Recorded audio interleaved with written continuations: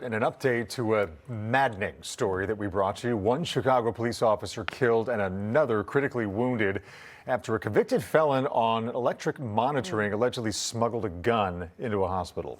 Yeah, it's really upsetting. And now we're learning about another victim from that very same day. A Family Dollar cashier viciously beaten and robbed by the same suspect. It's a chain of events, and it's so outrageous that one prominent Illinois Democrat is calling it the face of progressive failure. Crime correspondent Jason Mattera has more. He pistol whipped her so hard that he broke her nose. She's scared to leave her home, certainly scared to go back to work, just scared.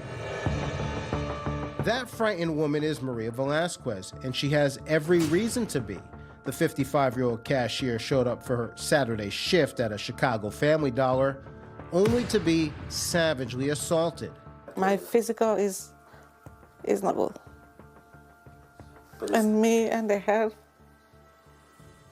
is too much pain. Just after 8 a.m. on April 25th, authorities say Alfonso Talley forced Velasquez into the back office of the store, struck her in the face with a gun, and rummaged through her purse. He allegedly then hit the woman 2 more times before stealing cash from the register. Police arrested Talley a short time later, but had to take him to the hospital after he claimed he had swallowed drugs. Once uncuffed for a CT scan, authorities say Talley pulled a gun from under a blanket and opened fire, killing Officer John Bartholomew and critically wounding Officer Nelson Crespo. Talley then fled the hospital naked, but was later captured, still wearing his hospital bracelet. Our state's attorney did her job. The police of Chicago did their job. The judges failed society, and that needs to stop. Illinois State Comptroller Susana Mendoza is referring to Cook County Judge John Like, who released Alfonso Talley on electronic monitoring, even though Talley had multiple felony convictions to his name and was facing a brand new slate of felony charges. If a police officer makes a mistake, they can be sued, they can be fired. Sometimes if they make a bad one, they can go to jail. But a judge can let go a repeat violent offender, and it gets to keep their job.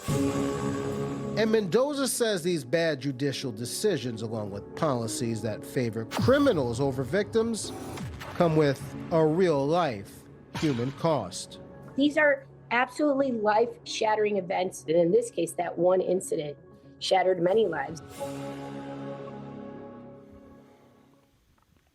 State Comptroller Susana Mendoza is strongly considering a run for Chicago mayor, and part of her pitch as a lifelong Democrat is bringing sanity back to her party on the subject of crime. And just to underscore how bonkers things have gotten in Chicago, the chief judge there just admitted that they've lost track of 244 people on electronic monitoring. The court has no idea where they are. And Kyle Sharla, guess who was also on electronic monitoring and couldn't be found prior to his one-day crime spree?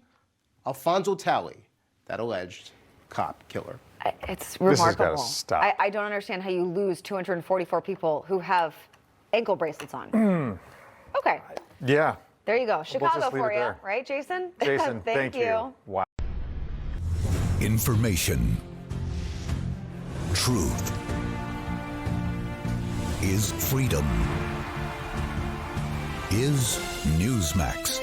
It's real news for real people.